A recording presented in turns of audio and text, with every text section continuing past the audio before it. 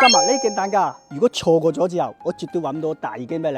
呢個價位秒殺周邊嘅單價豆腐，步行5分鐘滿足你生活嘅所有配套。300米距離可以去到依家正在新建嘅陽樂市區，步行400米可以去到陽樂幼兒園同埋陽樂小學，解決你小朋友9年嘅讀書問題。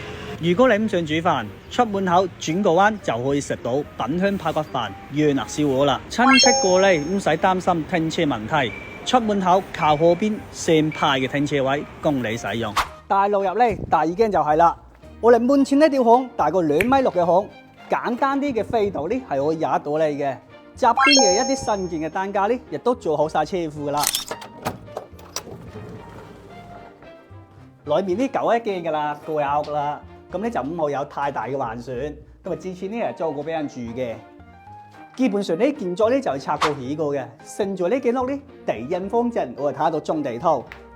窗款呢都係好方正嘅，可以重新佈建。我俾個建議大家，如果你重新拆過起過呢，建議你咁樣設計：頭嘅1樓做個車庫，2、3樓就做出租屋，4、5樓就自己住就 OK 啦。